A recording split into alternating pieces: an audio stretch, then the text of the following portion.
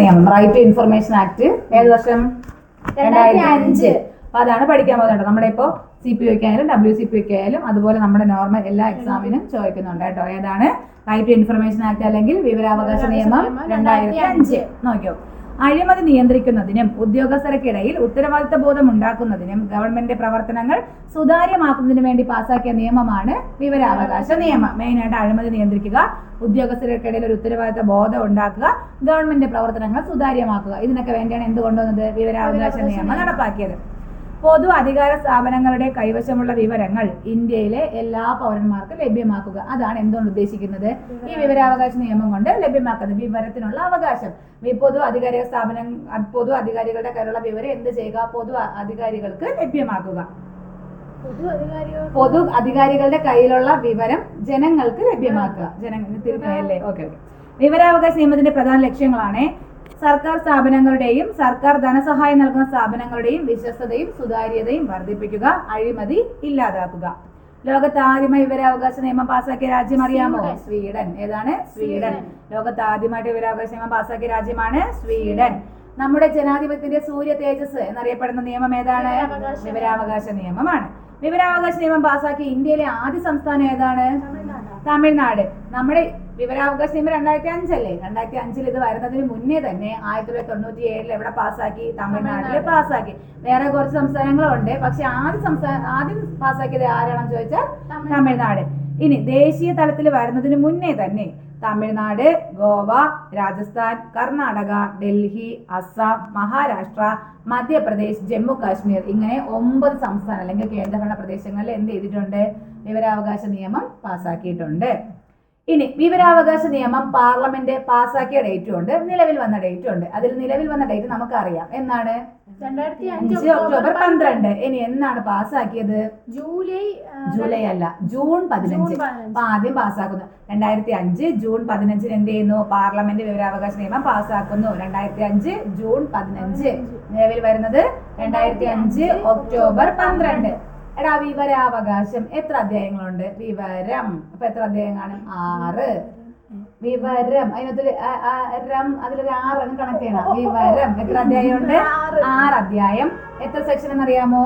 31 section, 2 schedule. 6 അധ്യായം, 31 section, 2 schedule. ഇനി 2005 ആണെന്ന് നമുക്കറിയാം. അപ്പൊ ഇതിൽ ഒപ്പുവെച്ച രാഷ്ട്രപതി ആരായിരിക്കും? APJ അബ്ദുൽ കലാം. ആ സമയത്തെ നമ്മുടെ പ്രധാനമന്ത്രി ആരാണ്?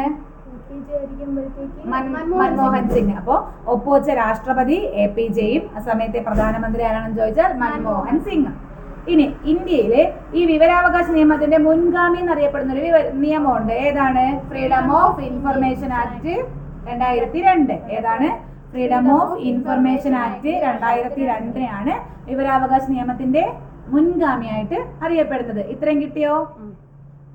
വിവരാവകാശ നിയമം പാർലമെന്റ് പാസ്സാക്കുന്നതിന് പ്രേരണയായിട്ടുള്ള ഒരു സംഘടനയുണ്ട്. ഏതാണ്?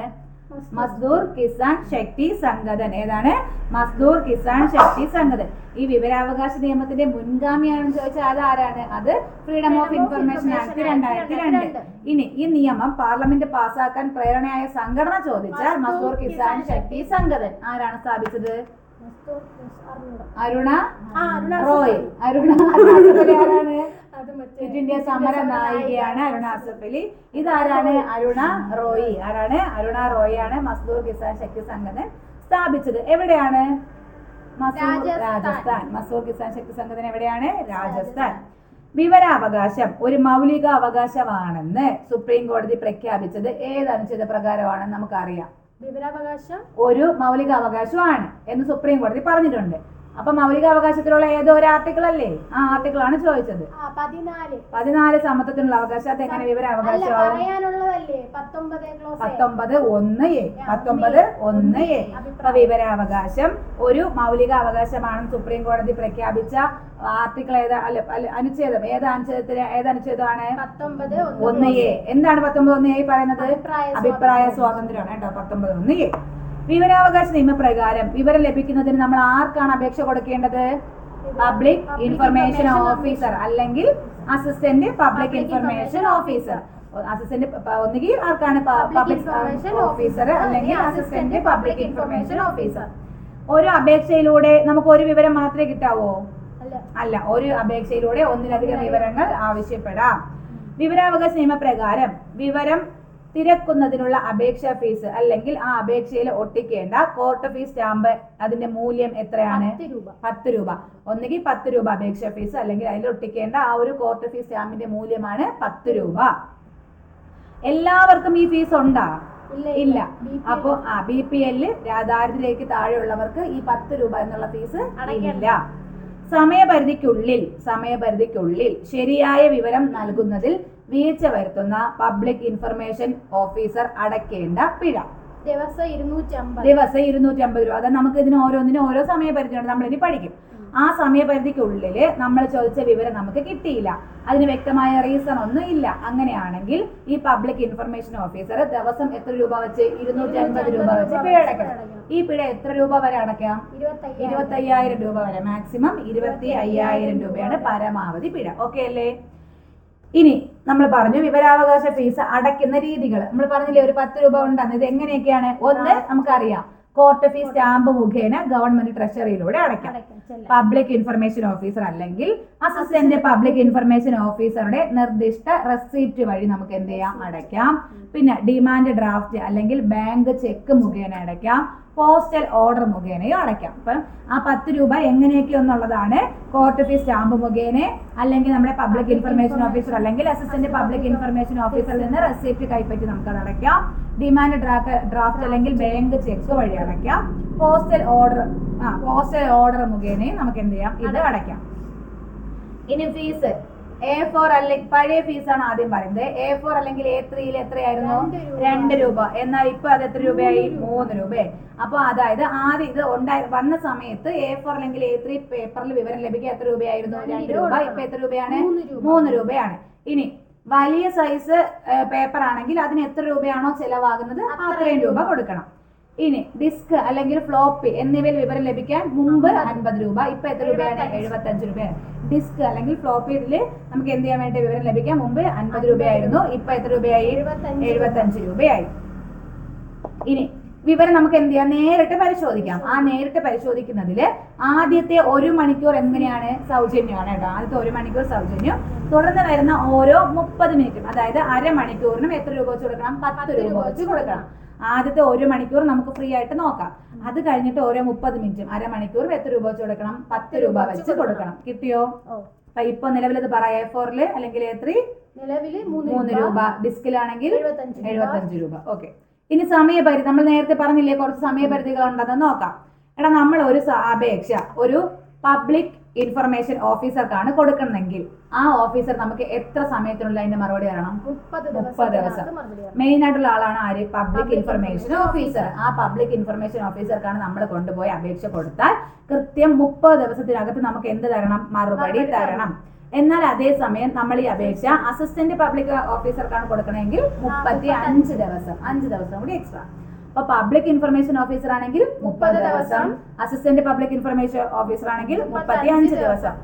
ഇനി നമ്മൾ ചോദിക്കുന്ന വിവരം അതൊരു വ്യക്തിയുടെ ജീവനെയോ സ്വാതന്ത്ര്യത്തെയോ സംബന്ധിച്ചതാണെങ്കിലോ 48 മണിക്കൂർ. അപ്പൊ നമ്മൾ ചോദിക്കുന്ന വിവരം ഒരു വ്യക്തിയുടെ ജീവനെയോ ആ വ്യക്തിയുടെ സ്വാതന്ത്ര്യത്തെയോ സംബന്ധിച്ചതാണെങ്കിൽ 48 മണിക്കൂറിനകത്ത് നമുക്ക് എന്ത് കിട്ടണം? വിവരം കിട്ടണം.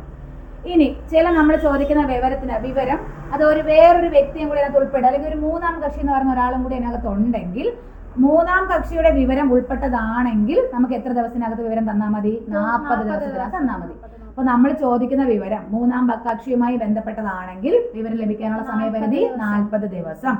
ഈ മൂന്നാം കക്ഷിയെടുത്ത് അഭിപ്രായം ചോദിക്കാൻ എത്ര ദിവസമാണ്? 5 ദിവസം.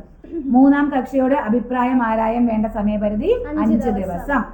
മൂന്നാം കക്ഷിക്ക് തിരിച്ച് അങ്ങോട്ട് ചോദിക്കാൻ 5 ദിവസം, തിരിച്ച് മൂന്നാം കക്ഷി മറുപടി തരണമല്ലോ, അത് 10 ദിവസം. അപ്പൊ മൂന്നാം കക്ഷിയോട് അഭിപ്രായം ആരായാൻ വേണ്ട സമയപരിധി 5 ദിവസം അങ്ങോട്ട്. ഇനി മൂന്നാം കക്ഷിക്ക് മറുപടി നൽകാനുള്ള സമയപരിധി 10 ദിവസം. അപേക്ഷ ഈ നമ്മൾ ഒരു പബ്ലിക് ഇൻഫർമേഷൻ ഓഫീസറിൽ നിന്ന് നമ്മൾ എന്ത് ചെയ്യാണ്? മറ്റൊരു വിവര അധികാരിക്ക് കൈമാറുകയാണ്. അങ്ങനെ കൈമാറാനുള്ള സമയപരിധി 5 ദിവസം. അപ്പോൾ മറ്റൊരു വിവരാധികാരിയിലോട്ട് നമ്മുടെ അപേക്ഷ കൈമാറാൻ വേണ്ട സമയപരിധി 5 ദിവസം. ഇനി അപ്പൊ ഇത്രയും കിട്ടിയല്ലോ. ഇനി ഒന്ന് അപ്പീൽ വരികയാണ്. ഒന്നാം അപ്പീൽ എത്ര ദിവസത്തിനുള്ളിൽ തീർപ്പാക്കണം? 30 ദിവസം. എങ്ങനെ 30 ദിവസം?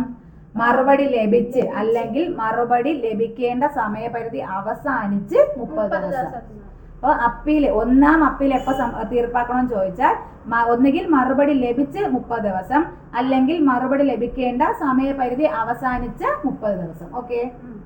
ഇനി ഒന്നാം അപ്പീൽ എപ്പോൾ തീർപ്പാക്കണം? അത് 30 ദിവസങ്ങൾ തീർപ്പാക്കണം. നമുക്ക് ഒന്നാം അപ്പീൽ 30 ദിവസത്തിനകത്ത് കൊടുക്കാം. ആ ഒന്നാം അപ്പീൽ 30 ദിവസത്തിനകത്ത് എന്ത് ചെയ്യാൻ വേണം? തീർപ്പാക്കുകയും വേണം. ഇനി മതിയായ കാരണം അവിടെ ചൂണ്ടിക്കാണിക്കുകയാണ്. എങ്ങനെയാണെങ്കിൽ ഈ 30 എന്തായി മാറും? 45 മാറും. ഒന്നാം അപ്പീൽ നമുക്ക് അങ്ങോട്ട് കൊടുക്കാനുള്ള സമയപരിധി എത്രയേ ഉള്ളൂ? 30 ദിവസം. പക്ഷെ ഇങ്ങോട്ട് തരുമ്പം 30 സമയപരിധി. പക്ഷെ മതിയായ കാരണം അവിടെ ഉണ്ടെങ്കിൽ എത്ര ദിവസം? 45 ദിവസത്തിനകത്ത് തീർപ്പാക്കിയാൽ മതി. ഇനി നമുക്ക് രണ്ടാം അപ്പീൽ കൊടുത്തൂടെ? ഒന്നാം അപ്പീൽ നമ്മൾ തൃപ്തരല്ല, എന്ത് ചെയ്യാം? രണ്ടാം അപ്പീൽ കൊടുക്കാം. ഒന്നാം അപ്പീൽ എത്ര ദിവസത്തിനുള്ളിൽ കൊടുക്കണം? 30. എന്നാൽ രണ്ടാം അപ്പീലാണെങ്കിലോ 90 ദിവസത്തിനുള്ളിൽ കൊടുക്കണം. രണ്ടാം അപ്പീൽ എത്ര ദിവസത്തിനുള്ളിൽ കൊടുക്കണം? 90 ദിവസത്തിനുള്ളിൽ കൊടുക്കണം. ഈ രണ്ടാം അപ്പീൽ തീർപ്പാക്കാൻ സമയപരിധി ഉണ്ടോ? ഇല്ല. രണ്ടാം അപ്പീൽ തീർപ്പാക്കേണ്ട സമയപരിധിയെ കുറിച്ച് പറഞ്ഞിട്ടില്ല. പക്ഷെ ഒന്നാം അപ്പീൽ എപ്പോ തീർപ്പാക്കണം? 30 ദിവസം. പക്ഷേ മതിയായ കാരണം ഉണ്ടെങ്കിൽ 45 ദിവസം. കിട്ടിയോ? സമയപരിധി എല്ലാം കിട്ടിയോ? ഓർമ്മയുണ്ടോ? ചോദിക്കട്ടോ. ജീവനും സ്വാതന്ത്ര്യമാണെങ്കിൽ 48 മണിക്കൂർ. നോർമലി നമ്മൾ വിവരാവകാശിക്ക് അത് പബ്ലിക് ഇൻഫർമേഷൻ ഓഫീസർക്കാണെങ്കിൽ 30. ഇനി അത് അസിസ്റ്റന്റ് ആകുമ്പോൾ 35. ഇനി മൂന്നാം കക്ഷി അതിനകത്ത് ഉൾപ്പെട്ടിട്ടുണ്ടെങ്കിൽ 40.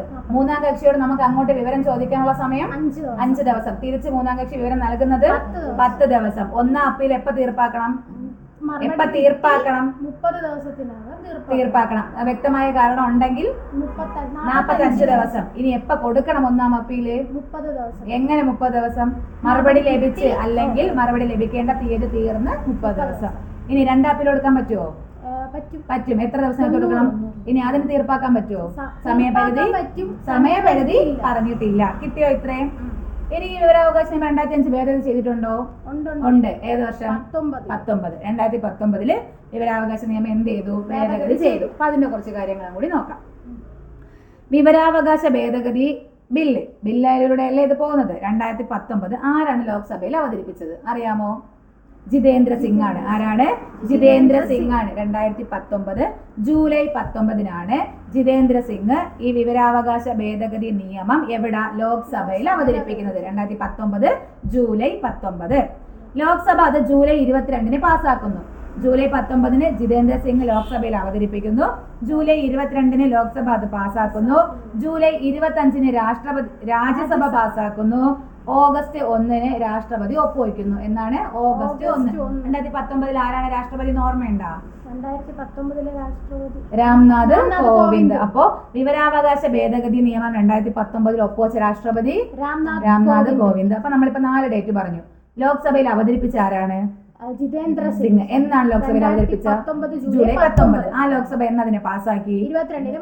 ജൂലൈ 22 പാസ്സാക്കി. എന്നാ രാജ്യസഭ എന്ന് പാസ്സാക്കി എന്ന് നമ്മുടെ രാഷ്ട്രപതി ഒപ്പുവെച്ചു 2020 ജനുവരി 2019 ഓഗസ്റ്റ് 1. 2019 ഓഗസ്റ്റ് 1. ആരാണ് രാഷ്ട്രപതി? രാംനാഥ് കോവിന്ദ്. ഓക്കെ. അപ്പൊ നോക്കൂ, കളിക്കല്ലേ. 2019 ഈ ഭേദഗതി പ്രകാരം ദേശീയ സംസ്ഥാന മുഖ്യ വിവരാവകാശ കമ്മീഷണറുടെയും മറ്റ് വിവരാവകാശ കമ്മീഷണർമാരുടെയും കാലാവധി തീരുമാനിക്കുന്നത് ആരാണ്? കേന്ദ്ര സർക്കാർ. അപ്പോ എന്താണ് നമ്മുടെ സംസ്ഥാന മുഖ്യ വിവരാവകാശ കമ്മീഷണറുണ്ട്, കേന്ദ്ര മുഖ്യ വിവരാവകാശ കമ്മീഷണറുണ്ട്. ഇവരുടെ കാലാവധി ആര് തീരുമാനിക്കും? കേന്ദ്ര സർക്കാർ. മുമ്പ് ഇത് എത്രയായിരുന്നു എന്ന് ചോദിച്ചാൽ എത്രയായിരുന്നു? അതായത് ഈ ഇതിനു മുന്നേ 5 വർഷം അല്ലെങ്കിൽ 65 വയസ്സായിരുന്നു. ഇപ്പൊ ആർക്ക് തീരുമാനിക്കാം? കേന്ദ്ര സർക്കാരിന് തീരുമാനിക്കാം. 2019 ഭേദഗതി പ്രകാരം ദേശീയ സംസ്ഥാന വിവരാവകാശ കമ്മീഷൻ അംഗങ്ങളുടെ ശമ്പളവും ആനുകൂല്യവും തീരുമാനിക്കുന്നതും ആരാണ്? ചുരുക്കി പറഞ്ഞ കാലാവധി, ശമ്പളം, ആനുകൂല്യം ആര് തീരുമാനിക്കും? കേന്ദ്ര സർക്കാർ തീരുമാനിക്കും. ഇനി 2019 ആവട്ടെ right to information act rules പ്രകാരം കേന്ദ്ര സംസ്ഥാനങ്ങളിലെ മുഖ്യ വിവരാവകാശ കമ്മീഷണർ ഉൾപ്പെടെ എല്ലാ വിവരാവകാശ കമ്മീഷണർമാരുടെയും കാലാവധി മുമ്പ് എത്രയായിരുന്നു എന്ന് പറഞ്ഞു? 565. ഇപ്പൊ എത്രയാണ്? 3 വർഷമായി. വയസ്സ് പറഞ്ഞിട്ടില്ല. 3 വർഷമാക്കി ചുരുക്കി കേട്ടോ. മുമ്പ് 565, ഇപ്പൊ എത്രയായിട്ട്? 3. ഇനി എന്താണ് കേന്ദ്ര മുഖ്യ വിവരാവകാശ കമ്മീഷണറുടെ ശമ്പളം? ഞാൻ പറഞ്ഞുതരാം. നീ പറഞ്ഞാ മതി. പറഞ്ഞു. 1,00,000 അല്ല മോളെ, 2,00,000. 2,50,000. 2,50,000. ബാക്കി എല്ലാവർക്കും 25. ബാക്കി എല്ലാവരും എന്ന് പറയുമ്പോഴത്തേക്കും കേന്ദ്രത്തിലുള്ള ബാക്കി കമ്മീഷണർമാരും സംസ്ഥാനത്തിലുള്ള മുഖ്യമായാലും ബാക്കി കമ്മീഷണർമാരായാലും എല്ലാവർക്കും എത്രയേ ഉള്ളൂ? 2,25. അതിലൊരു 25,000 ആർക്ക് കൂടുതലുണ്ട്? കേന്ദ്രത്തിലെ മുഖ്യ വിവരാവകാശ കമ്മീഷണർക്ക് കൂടുതലുണ്ട്. 2,50,000 കിട്ടിയോ? ഇപ്പോഴത്തെ കാലാവധി 3 വർഷം. ഓക്കെ അല്ലേ? കിട്ടിയോ?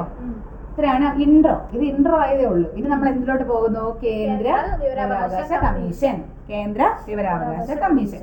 അപ്പൊ വിവരാവകാശ കമ്മീഷൻ വരുന്നതിന് മുന്നേ നിയമം വന്നു 2005. എന്നാണ് നിലവിൽ വന്നത്? ഒക്ടോബർ 12. ഓക്കെ. 2000 വിവരാവകാശ നിയമം 2005 എത്ര അധ്യായം ഉണ്ടെന്ന് പറഞ്ഞു? വിവരം എത്ര അധ്യായം ഉണ്ട്? 6 അധ്യായം. നേരത്തെ കളിയാക്കില്ലേ?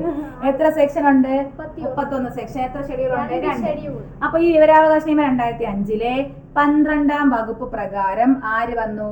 കേന്ദ്ര വിവരാവകാശ കമ്മീഷനെ നിയമിച്ചു. ഓക്കെ. അപ്പോൾ 2005 വിവരാവകാശ നിയമത്തിലെ 12ാമത്തെ വകുപ്പ് പ്രകാരം കേന്ദ്ര വിവരാവകാശ കമ്മീഷൻ രൂപീകരിച്ചു. ഇത് നിലവിൽ വന്ന എന്ന് തന്നെയാണ്? ഒക്ടോബർ 12, 2005. കേന്ദ്ര വിവരാവകാശ കമ്മീഷൻ ഉൾപ്പെടുന്ന മന്ത്രാലയം പേഴ്സണൽ ആൻഡ് ട്രെയിനിങ് മന്ത്രാലയം. ഏതിലാണ്? പേഴ്സണൽ ആൻഡ് ട്രെയിനിങ് മന്ത്രാലയം. കേന്ദ്ര ചീഫ് ഇൻഫർമേഷൻ കമ്മീഷണറും എത്ര അംഗങ്ങളും? 10ൽ കൂടാത്ത ഇൻഫർമേഷൻ കമ്മീഷണറും അടങ്ങുന്നതാണ് കേന്ദ്ര വിവരാവകാശ കമ്മീഷൻ. ആരാണ്? കേന്ദ്ര ചീഫ് ഇൻഫർമേഷൻ കമ്മീഷണറും 10ൽ കൂടാത്ത അംഗങ്ങളും അടങ്ങുന്നതാണ് കേന്ദ്ര വിവരാവകാശ കമ്മീഷൻ. ഓക്കെ. കേന്ദ്ര മുഖ്യ വിവരാവകാശ കമ്മീഷണറെയും കമ്മീഷണർമാരെയും തിരഞ്ഞെടുക്കുന്നത് ആരൊക്കെ ചേർന്നാണെന്ന് ചോദിച്ചാൽ, 1 പ്രധാനമന്ത്രി, ലോക്സഭയുടെ പ്രതിപക്ഷ നേതാവ്, പ്രധാനമന്ത്രി നാമനിർദ്ദേശം ചെയ്യുന്ന ഒരു ക്യാബിനറ്റ് മന്ത്രി. ആരൊക്കെയാണ്? പ്രധാനമന്ത്രി, ലോക്സഭയുടെ പ്രതിപക്ഷ നേതാവ്, പ്രധാനമന്ത്രി നാമനിർദ്ദേശം ചെയ്യുന്ന ക്യാബിനറ്റ് മന്ത്രി എന്നിവരുള്ള ഒരു 3 അംഗ സമിതിയാണ് ആരെ തിരഞ്ഞെടുക്കുന്നത്? വിവരാവകാശ കമ്മീഷണറെയും അംഗങ്ങളെയും ബാക്കി കമ്മീഷണർമാരെയും മുഖ്യ വിവരാവകാശ കമ്മീഷണറെയും കമ്മീഷന്മാരെയും തിരഞ്ഞെടുക്കുന്നത് 3 പേരടങ്ങുന്ന ഒരു സമിതിയാണ്. ആ 3 പേര് ആരൊക്കെയാണ്? പ്രധാനമന്ത്രി, ലോക്സഭയുടെ പ്രതിപക്ഷ നേതാവ്, പ്രധാനമന്ത്രി നാമനിർദ്ദേശം ചെയ്യുന്ന ഒരു കേന്ദ്ര ക്യാബിനറ്റ് മന്ത്രി. ഓക്കെ. മുഖ്യ വിവരാവകാശ കമ്മീഷണറും മറ്റ് കമ്മീഷണർമാരും പൊതു രംഗത്തെ പരിചയസമ്പത്തുള്ളവരും നിയമം, ശാസ്ത്രം, സാങ്കേതിക വിദ്യ, സാമൂഹിക സേവനം, മാനേജ്മെന്റ്, പത്രപ്രവർത്തനം, മാസ് മീഡിയ, ഭരണനിർവഹണം എന്നീ മേഖലകളിൽ പരിജ്ഞാനമുള്ളവരും ആയിരിക്കണം. മുഖ്യ വിവരാവകാശ കമ്മീഷണറും മറ്റ് കമ്മീഷണർമാരും ഒരു നിയമനിർമ്മാണ സഭകളിലും അംഗമാകാൻ പാടില്ല. മാത്രമല്ല, യാതൊരു രാഷ്ട്രീയ പാർട്ടിയുടെയും പദവി വഹിക്കുന്ന വ്യക്തിയോ മറ്റ് ബിസിനസ് സ്ഥാപനങ്ങളോ നടത്തുന്ന വ്യക്തിയോ ആകാൻ പാടില്ല. ഇനി ആരാണ് ഈ കേന്ദ്ര മുഖ്യ വിവരാവകാശ കമ്മീഷണറെയും കമ്മീഷണർമാരെയൊക്കെ നിയമിക്കുന്നത്? രാഷ്ട്രപതി, പ്രസിഡന്റ് ആണ് നിയമിക്കുന്നത്. പക്ഷെ ഇവരെ തെരഞ്ഞെടുക്കുന്നത് ആരാണ്? അതിനകത്ത് പ്രസിഡന്റ് വല്ല റോളും ഉണ്ടാ? ഇല്ല, പ്രധാനമന്ത്രിക്കാണ് റോള്. പക്ഷേ നിയമിക്കുന്നത് ആരാണെന്ന് ചോദിച്ചാൽ രാഷ്ട്രപതിയാണ്.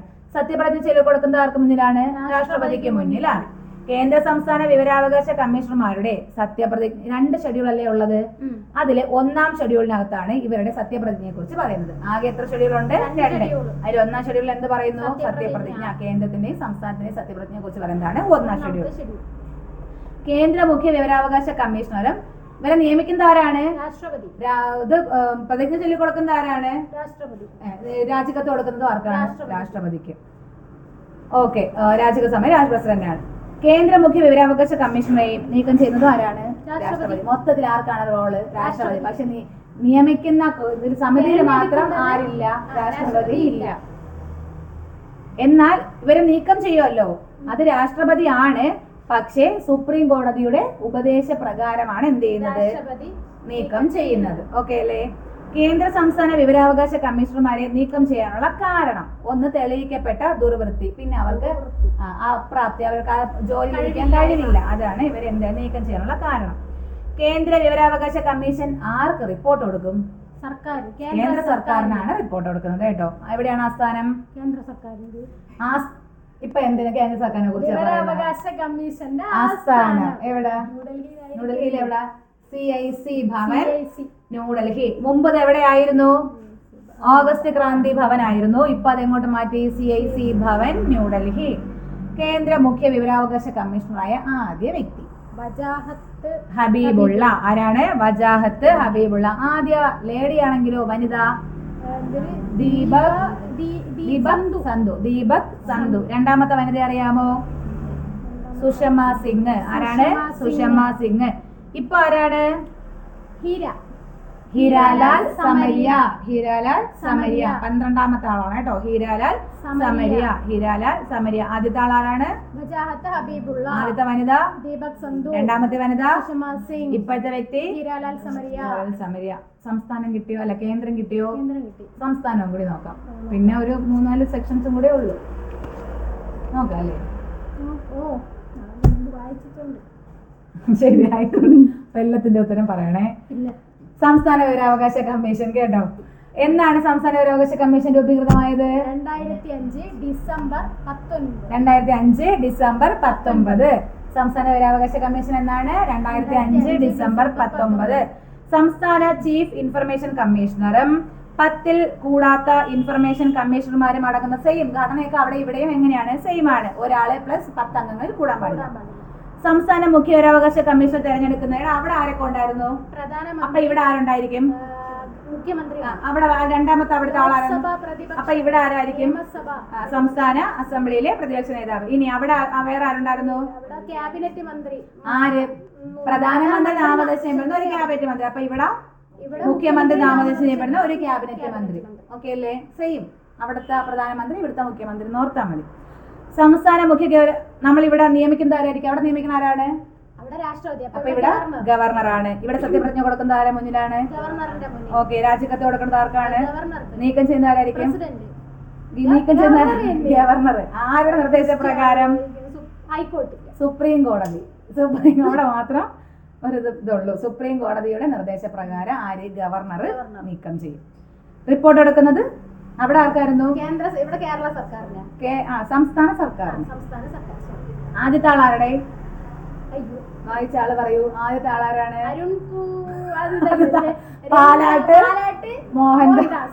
പാലാട്ട് മോഹൻദാസ് ആണ് ആദ്യത്തെ ആള്. ഇപ്പോഴത്തെ ആളാരാണ്? ഹരി നായർ ആണ് കേട്ടോ. അപ്പോ ആദ്യത്തെ ആളാരാണ്? പാലാട്ട് മോഹൻദാസ്. ഇപ്പോഴത്തെ ആളാരാണ്? ഇനി നമുക്ക് നമ്മുടെ CPO WCPO പറഞ്ഞിട്ടുള്ള ഒരു 4-5 സെക്ഷൻസ് കേട്ടോ. ആദ്യം പറയാൻ പോകുന്ന സെക്ഷനാണ് 2F. എന്താണ് 2F? 2F ഒന്നുമില്ല. വിവരം. എന്താണ് വിവരം? നമ്മൾ ഇത്രയും നേരം വിവരാവകാശ കമ്മീഷനെ കുറിച്ചല്ലേ പറഞ്ഞത്. അപ്പൊ വിവരം എന്നതിന്റെ നിർവചനമാണ് 2F. വിവരം എന്നതിന്റെ നിർവചനം. ഇനി അതിനകത്ത് എന്തൊക്കെ ഉൾപ്പെടുന്നു? വിവരം എന്നാൽ രേഖകൾ, പ്രമാണങ്ങൾ, മെമ്മോകൾ, ഇമെയിലുകൾ, അഭിപ്രായങ്ങൾ, ഉപദേശങ്ങൾ, പ്രസ്താവനകൾ, സർക്കുലറുകൾ, ഉത്തരവുകൾ, ലോഗ് ബുക്ക്, കോൺട്രാക്ട്, റിപ്പോർട്ടുകൾ, പേപ്പറുകൾ, സാമ്പിളുകൾ, മോഡലുകൾ, ഏതെങ്കിലും ഇലക്ട്രോണിക് രൂപത്തിൽ വെച്ചിട്ടുള്ള ഡേറ്റ മെറ്റീരിയൽ, തത്സമയം പ്രാബല്യത്തിലുള്ള മറ്റേതെങ്കിലും നിയമത്തിന് കീഴിൽ ഒരു പൊതു അധികാരത്തിന് പ്രാപ്യമാക്കാൻ കഴിയുന്ന ഏതെങ്കിലും സ്വകാര്യ സ്ഥാപനത്തെ സംബന്ധിക്കുന്ന വിവരം ഉൾപ്പെടെയുള്ള ഏത് രൂപത്തിലുള്ള വസ്തുവും ആണ് എന്ത്? വിവരം. ഏതിൽ പറയുന്നു? 2F. ഇപ്പൊ വിവരം ഏതിൽ പറയുന്നു? 2F. അടുത്ത് നമ്മൾ പോകുന്നത് 8. ഏതാണ്? 8. സെക്ഷൻ 8. 2F വിവരം. അടുത്ത് നമ്മൾ പറയുന്നത് 8. 8 എന്ന് പറഞ്ഞാൽ 2005 വിവരാവകാശ നിയമത്തിലെ സെക്ഷൻ 8 പറയുന്നത് വിവരം വെളിപ്പെടുത്തുന്നതിൽ നിന്നും ഒഴിവാക്കപ്പെട്ട. നമുക്ക് എല്ലാ വിവരവും കിട്ടുമോ? ഇല്ല. കുറച്ച് ആൾക്കാർ എന്ത് ചെയ്തിട്ടുണ്ട്? ഒഴിവാക്കിയിട്ടുണ്ട്. ആ ഒഴിവാക്കപ്പെട്ടതിനെ കുറിച്ചാണ് ഇത് പറയുന്നത്. 8 പറയുന്നത്. ഒഴിവാക്കിയിട്ടുള്ളത് 8. എന്നാൽ മന്ത്രിസഭയുടെ തീരുമാനങ്ങളും അവയ്ക്കുള്ള കാരണങ്ങളും ആ തീരുമാനം എടുക്കുന്നതിന് ഉപോത്ബലകമായ വസ്തുതകളും തീരുമാനമെടുത്ത ശേഷവും കാര്യം പൂർത്തിയാക്കിയതിനോ കഴിഞ്ഞതിനോ ശേഷം എന്ത് ചെയ്യാം? മന്ത്രിസഭാ തീരുമാനം ആക്ച്വലി എന്ത് ചെയ്യാം? നമുക്ക് തരാം. എപ്പോ? അത് നടപ്പിലാക്കി കഴിഞ്ഞതിന് ശേഷം. പാർലമെന്റിനോ അല്ലെങ്കിൽ സംസ്ഥാന നിയമസഭയ്ക്കോ നിഷേധിക്കാവുന്നതല്ലാത്ത വിവരം ഏതെങ്കിലും വ്യക്തിക്ക് നിഷേധിക്കാൻ പാടുള്ളതല്ല. ഇനി എന്തിനെയൊക്കെ ഒഴിവാക്കിയിട്ടുണ്ടായിരിക്കോടെ ഈ 8-നകത്ത്? ഒഴിവാക്കിയിട്ടുള്ള മറ്റേ സൈനികപരമായിട്ടുള്ള പറയാം. നമ്മുടെ ഭാരതത്തിന്റെ പരമാധികാരത്തെയും അഖണ്ഡതയെയും രാജ്യത്തിന്റെ സുരക്ഷിതത്വത്തെയും തന്ത്രപ്രാധാന്യത്തെയും ശാസ്ത്രീയവും സാമ്പത്തികവുമായ താല്പര്യങ്ങളും ജസ്റ്റ് കേട്ടിരുന്നാൽ മതിയെ. വിദേശ രാജ്യങ്ങളുമായുള്ള ആ ബന്ധത്തെയും ഹാനികരമായി ബാധിക്കുന്നതും അല്ലെങ്കിൽ ഒരു കുറ്റകൃത്യത്തിന് പ്രേരണ നൽകുന്നതുമായ വിവരത്തിന്റെ വെളിപ്പെടുത്തൽ. ഏതെങ്കിലും നിയമം കോടതിയിലോ ട്രിബ്യൂണലിലോ അതിന്റെ പ്രസിദ്ധീകരണം പ്രത്യക്ഷമായി നിരോധിച്ചിട്ടുള്ളതും അല്ലെങ്കിൽ അതിന്റെ വെളിപ്പെടുത്തൽ കോടതി ലക്ഷ്യമായി തീരുന്നതുമായ വിവരങ്ങൾ വെളിപ്പെടുത്താൻ പാടില്ല. പാർലമെന്റിന്റെയോ സംസ്ഥാന നിയമസഭയുടെയോ വിശേഷ അവകാശത്തിന്റെ ഒരു ലംഘനമായി തീർന്നേക്കാവുന്ന വിവരത്തിന്റെ വെളിപ്പെടുത്തൽ പാടില്ല. തക്കതായ അധികാര സ്ഥാനത്തിന് പൊതുജനത്തിന്റെ ഭൂരിപക്ഷ താല്പര്യം അത്തരം വിവരത്തിന്റെ വെളിപ്പെടുത്തൽ ആവശ്യപ്പെട്ടു എന്ന് ബോധ്യപ്പെടുന്നതല്ലാതെ മൂന്നാം കക്ഷിയുടെ മത്സരാവസ്ഥയ്ക്ക് ദോഷം ചെയ്യുമെന്നുള്ള വാണിജ്യ രഹസ്യത്തിന്റെയോ വ്യാപാര രഹസ്യത്തിന്റെയോ ഭൗതിക സ്വത്തുക്കളുടെയോ ഉൾപ്പെടെയുള്ള വിവരങ്ങൾ വെളിപ്പെടുത്താൻ പാടില്ല.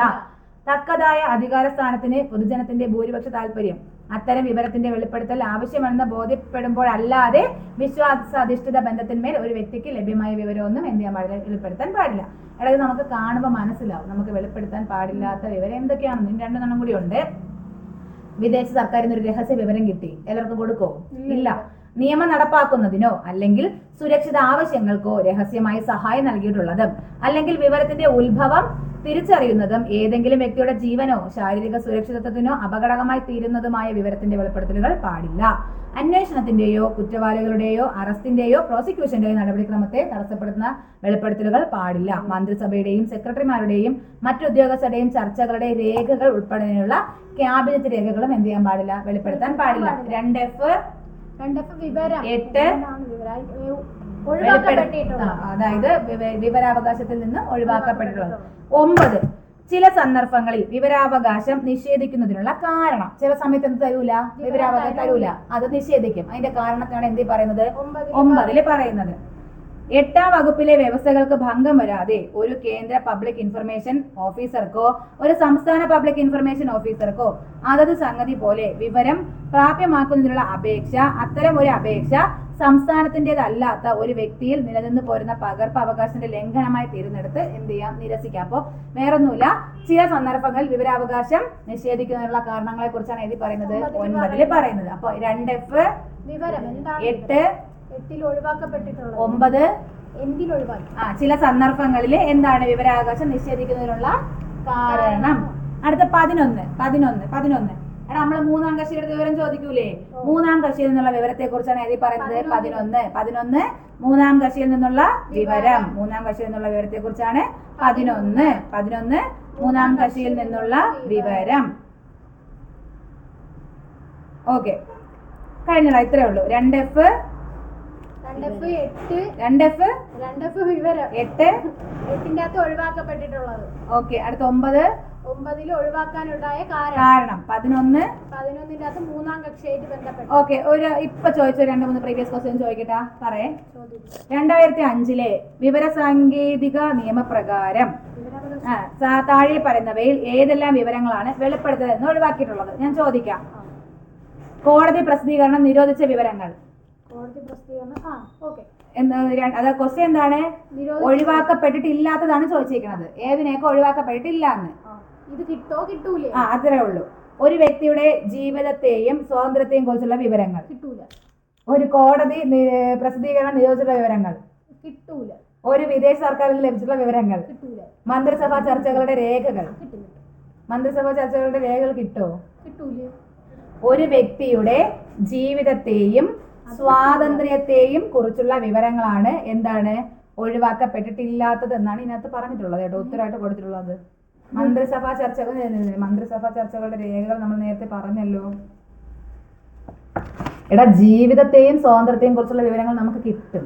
ജീവനും സ്വാതന്ത്ര്യത്തെ കുറിച്ചുള്ളത് നമുക്ക് കിട്ടാത്തത്. രണ്ടും ഒന്നല്ലേ. ഒരു വ്യക്തിയുടെ ഉത്തുനോക്കിയോ 2005 വിവരസാങ്കേതിക നിയമപ്രകാരം താഴെ പറയുന്നവയിൽ ഏതെല്ലാം വിവരങ്ങളാണ് വെളിപ്പെടുത്തലിൽ നിന്ന് ഒഴിവാക്കപ്പെട്ടിട്ടില്ലാത്തത്? അപ്പൊ ഇത് ഒഴിവാക്കിയിട്ടില്ലെന്നാണ്. കോടതി പ്രസിദ്ധീകരണം നിരോധിച്ചതായ വിവരങ്ങൾ എന്ത് ചെയ്യൂല, നമുക്ക് ഏത് ഒരു വിദേശ സർക്കാരിന് ലഭിച്ചിട്ടുള്ള രഹസ്യ വിവരം നമുക്ക് കിട്ടൂല. കോടതി പ്രസിദ്ധീകരണം നിരോധിച്ചിട്ടുള്ള സാധനം നമുക്ക് കിട്ടൂല. പക്ഷെ മന്ത്രിസഭാ ചർച്ചകളുടെ രേഖ നമുക്ക് കിട്ടും. അത് നടപ്പാക്കി കഴിഞ്ഞാൽ നമുക്ക് എന്ത് ചെയ്യും, കിട്ടും. പക്ഷെ ഇതിൽ ആൻസർ ചർച്ചകളുടെ രേഖ കിട്ടൂല. ചർച്ച ചെയ്ത് നടത്തി കഴിഞ്ഞാലേ നമുക്കത് കിട്ടുള്ളൂ. ഇതാണ് ഉത്തരം. ഒരു വ്യക്തിയുടെ ജീവിതത്തെയും സ്വാതന്ത്ര്യത്തെയും കുറിച്ചുള്ള വിവരങ്ങൾ. അങ്ങനെയല്ലേ? ഒരു വ്യക്തിയുടെ ജീവിതത്തെയും സ്വാതന്ത്ര്യത്തെയും കുറിച്ചുള്ള വിവരങ്ങൾ കിട്ടൂലെന്ന് നേരത്തെ പറഞ്ഞതാ. എട്ടാത്തത് എടുത്തു നോക്കിയോ? ഒഴിവാക്കപ്പെട്ടിട്ടുള്ളത്? ഒന്ന് പോസ് ചെയ്തോ, പോസ് ചെയ്. ഓക്കെ, അപ്പൊ ഫസ്റ്റ് ക്വസ്റ്റ്യൻ നോക്കിയോ. വിവരാവകാശ നിയമം അനുസരിച്ച് മൂന്നാം കക്ഷിയാൽ നൽകപ്പെട്ടിട്ടുള്ളതും മൂന്നാം കക്ഷി രഹസ്യമായി കരുതുന്നതുമായി ബന്ധപ്പെട്ട വിഷയത്തെ സംബന്ധിച്ച് വിവരാവകാശ നിയമപ്രകാരം ലഭിച്ച അപേക്ഷയിന്മേൽ ഡാഷ് ദിവസത്തിനകം മൂന്നാം കക്ഷിക്ക് പബ്ലിക് ഇൻഫർമേഷൻ ഓഫീസർ നോട്ടീസ് നൽകേണ്ടതാണ്. അങ്ങോട്ട് നോട്ടീസ് കൊടുക്കേണ്ടതാണ്. എത്ര ദിവസം? 5 എന്നാൽ തിരിച്ച് ഇങ്ങോട്ട് മറുപടി തരുന്നത് 10. 15 കിട്ടിയല്ലോ. കഴിഞ്ഞ വർഷത്തെ ക്വസ്റ്റ്യൻ ആണ്. ഇനി ഒന്നും കൂടെ. താഴെ കൊടുത്തിരിക്കുന്നവയിൽ വിവരാവകാശ നിയമം 2005 പ്രകാരം ഈ നിയമത്തിന്റെ പരിധിയിൽ നിന്ന് ഒഴിവാക്കപ്പെട്ട വിവരങ്ങളാണ്, ഒഴിവാക്കിയിരിക്കുന്ന വിവരങ്ങളാണ്. പറഞ്ഞോളൂ. ഏതിനെയൊക്കെ ഒഴിവാക്കണ്ടേ? ഡയറക്ടറേറ്റ് ഓഫ് റവന്യൂ ഇന്റലിജൻസിന്റെ പ്രവർത്തനങ്ങൾ, ഇന്റലിജൻസ് ഒഴിവാക്കി. ക്യാബിനറ്റ് ഡോക്യുമെന്റുകൾ ഒഴിവാക്കി. കോപ്പിറൈറ്റ് മുതലായ ഭൗതിക സ്വത്തവകാശങ്ങൾ മുഖേന സംരക്ഷിച്ചിട്ടുള്ള വിവരങ്ങൾ ഒഴിവാക്കൂലല്ലോ. ഭൗതിക സ്വത്തവകാശത്തിന്മേൽ സംരക്ഷിച്ചിട്ടുള്ള വിവരങ്ങൾ ഒഴിവാക്കിയിട്ടുണ്ട്. നമ്മൾ നേരത്തെ വായിച്ചത് ശ്രദ്ധിച്ചില്ലേ? ഭൗതിക സ്വത്തിന്മേലുള്ള വിവരങ്ങൾ കൊടുക്കൂല, നമ്മുടെ ഇവിടെ ഉണ്ട്. അപ്പൊ ഇതിനകത്ത് ലാസ്റ്റത്തെ ഓപ്ഷൻ ഇല്ല, എന്തായാലും കൊടുക്കൂല. ഇനി അടുത്ത് ഓക്കെ, നെക്സ്റ്റ്. ഓക്കെ, 2005 വിവരാവകാശ നിയമത്തിന് കീഴിലുള്ള വിവരങ്ങൾ എന്നതിന്റെ നിർവചനത്തിൽ താഴെ കൊടുത്തിരിക്കുന്നവയിൽ ഏതാണ് ഉൾപ്പെടാത്തത്? വിവരത്തിനകത്ത് ഉൾപ്പെടാത്തത്. ലോഗ് ബുക്ക് ഉണ്ട്. സർക്കുലർ ഉണ്ട്. ഏതെങ്കിലും ഇലക്ട്രോണിക് രൂപത്തിൽ സൂക്ഷിച്ചിട്ടുള്ള ഡേറ്റ മെറ്റീരിയൽ ഉണ്ട്. പ്രോസസ് സമയത്ത് നോട്ടിങ്ങുകൾ ഫയൽ ചെയ്യുക, അതില്ല. ബാക്കി ഓക്കെ, അപ്പൊ പറയാൻ പറ്റുമല്ലോ അല്ലേ? ഏതാ ഒരെണ്ണം കൂടെ നോക്കൂ. വിവരാവകാശ നിയമപ്രകാരം സാധാരണയായുള്ള വിവരാവകാശ അപേക്ഷയിന്മേൽ മറുപടി നൽകുന്നുള്ള പരമാവധി സമയം. സാധാരണ അപേക്ഷയാണെങ്കിൽ നോർമൽ മറുപടി നൽകുന്ന സമയം 30 ദിവസം കിട്ടുമല്ലോ. ഓക്കെ, നമുക്ക് ഇനി അപ്പൊ എന്ത് ചെയ്യാം? അടുത്ത നമ്മൾ 2 കഴിഞ്ഞിട്ടുണ്ട്. NDPS ആക്ടും കഴിഞ്ഞു, വിവരാവകാശം കഴിഞ്ഞു. അടുത്ത ഓരോന്നായിട്ട് നമുക്ക് ഓരോ ദിവസം നോക്കാം. ഓക്കെ, അടുത്ത വാസിക്കാം.